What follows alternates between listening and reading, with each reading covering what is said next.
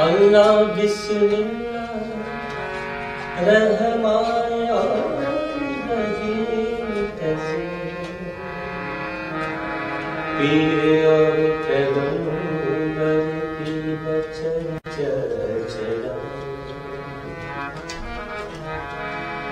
कृष्ण कृष्ण कृष्ण दिन रात रटूंगी, तेरा कृष्ण नाम पे रखाऊंगी रटी।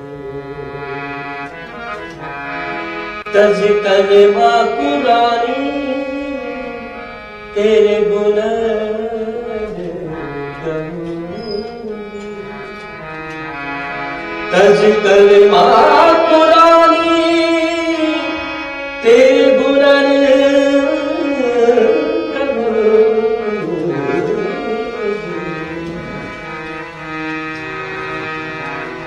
तो मुगरा हिंदुआनी हो रहो। वो बोली बेटी अकबर की, जोधा भाई जो अकबर की पत्नी थी, हिंदू पत्नी, उन्होंने ताज को गोद लिया था और बिना परमिशन के। अकबर ने एक दिन देख लिया तो अकबर ने पूछा कौन है, तो बोले ये मैंने आपको बताया नहीं था, मैंने इसे गोद लिया। अकबर ने कहा ठीक है। एक दिन जोधा भाई ठाकुर जी का श्रृंगार कर रही थी तो ताज ने कहा कि माँ आज मैं श्रृंगार करूं ठाकुर जी का। और ठाकुर जी का इतना दिव्य श्रृंगार किया कि जोधा भाई चकित रह गई।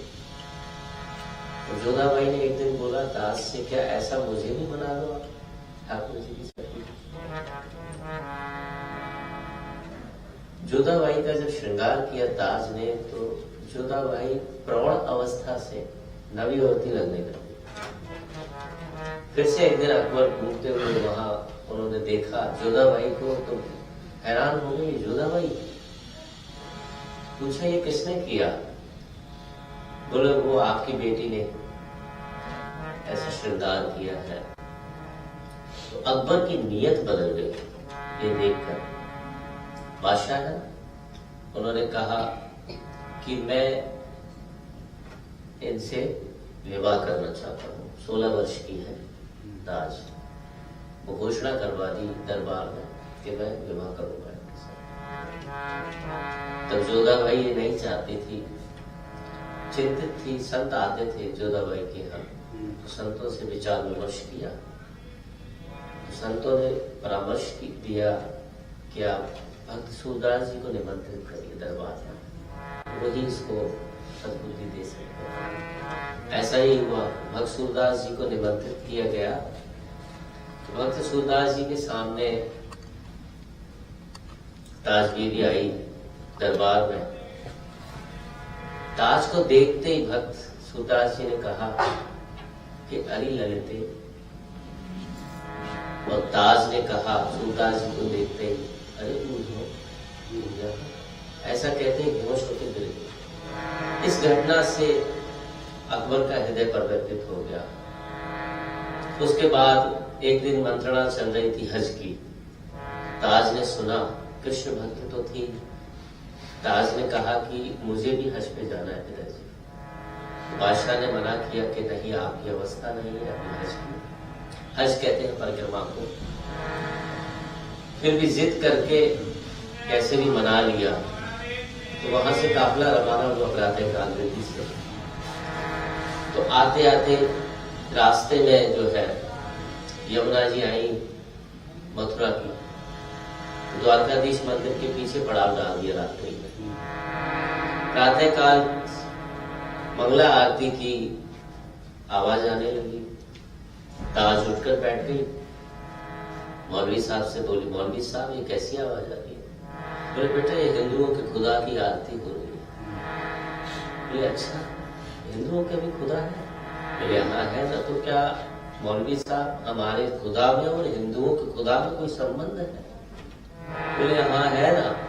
और जो हिंदुओं का खुदा है वो छोटे भाई है, और जो हमारे खुदा है वो बड़े भाई है। बोले अच्छा, इतना बड़ा संबंध है।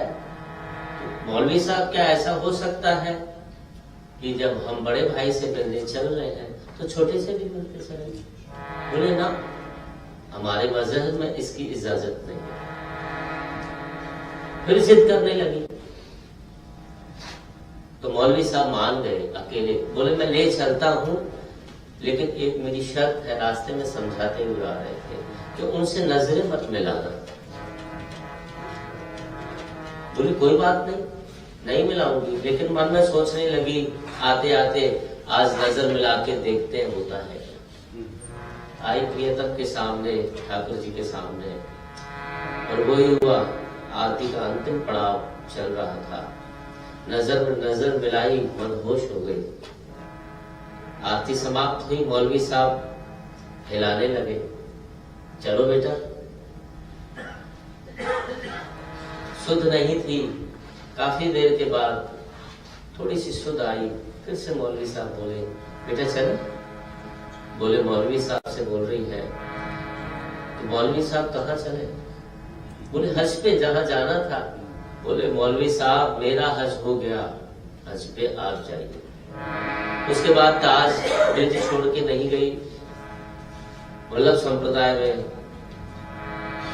श्री विठलनाथ गोसाई जी की शिष्य बनी है, और गोकुल में बास करके भजन किया। रसखान जी के पीछे उनकी समाधि है, एक खेत के अंदर। ठाकुर जी की कृपा से हम वहां पहुंचे हैं, और ये तीसरा वर्ष है उत्सव कर रहे हैं। प्रति वर्ष ताज की समाधि पर बिल्कुल वहां रास्ता नहीं है जाने का। पुरातत्व विभाग में आता है, और कोई रास्ता नहीं है, खेत है। लेकिन गांव वाले बहुत अच्छे हैं, वो रास्ता बना कर देते हैं हर बार। तो रसखान जी की समाधि से कितना पड़ता है? बिल्कुल पीछे है, आधा किलोमीटर। गाड़ी नहीं जा सकती? गाड़ी जाती है गाड़ी दूसरी तरफ से। वहां श्री जी की कृपा से उत्सव शुरू हुआ। ये तीसरा उत्सव अब करेंगे मार्च में। ये उन्हीं की एक ही रचना है जीवन में जो दास ने लिखी है ठाकुर जी के लिए। आते ही महबूब बना लिया अपना, प्रियतम बना लिया। नजर मिलते ही प्रियतम बन जाता है। ब्रज उपासना ही यही है। यहाँ कोई भी पुरुष नहीं है, ये सभी जानते हैं। सख्य भाव, सखी भाव है सबके अंदर, और वही रखना चाहिए। दास तो स्वरूप ही ऐसा लेकर आई है। आज वो गा रही है श्याम सुंदर को देख